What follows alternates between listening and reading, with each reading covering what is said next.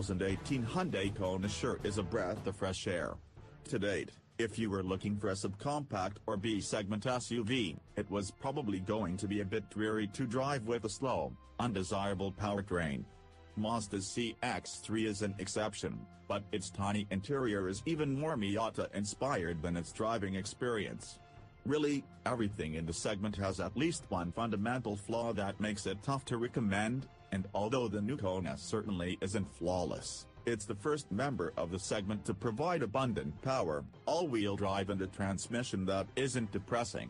After driving a Kona 1.6T AWD for a week, I found it to be pleasantly well-rounded, surprisingly good to drive, and just as competitive as our on-paper comparison suggested it might be. First, though, the engine.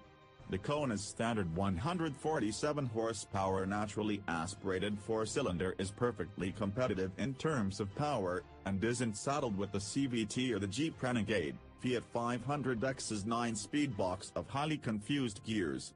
That amounts to a win, but the engine to get is a 1.6-liter turbo 4 good for 175 horsepower and 195 pound-feet of torque. That's more than a Volkswagen Golf. And although this Hyundai mill sounds too much like a Crowley sewing machine under light acceleration, it's an acceptable trade-off for acceleration that blows the doors off everything in the segment except the 201 horsepower Kia Soul trim, and that car is front-wheel drive only. Testing from various publications indicates 0 to 60 mph times in the mid to upper 6 seconds range, which would be about 3 seconds quicker than just about everything else in the segment. Some are even in the tens. That vast difference is one you'll immediately notice on back-to-back test drives, and that advantage you'll be happy to have in the long run when you consider its estimated fuel economy of 27 miles per gallon combined is equal to the 147 horsepower base engine, and better than most in the segment.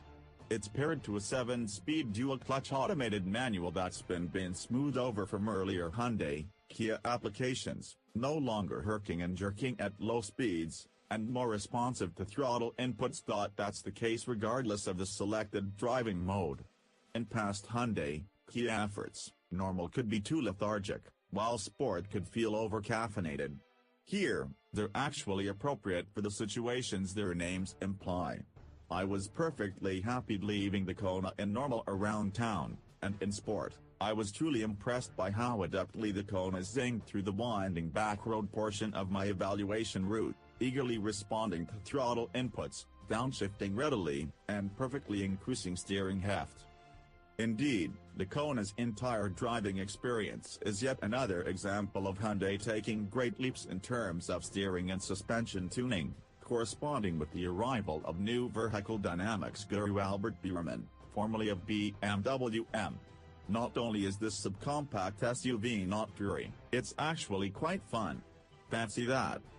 The cabin is both attractively styled and functional.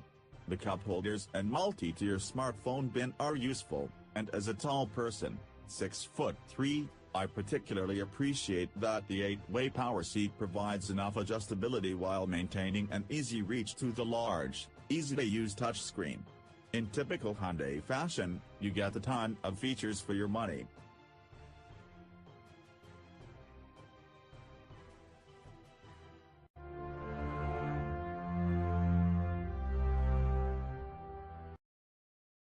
If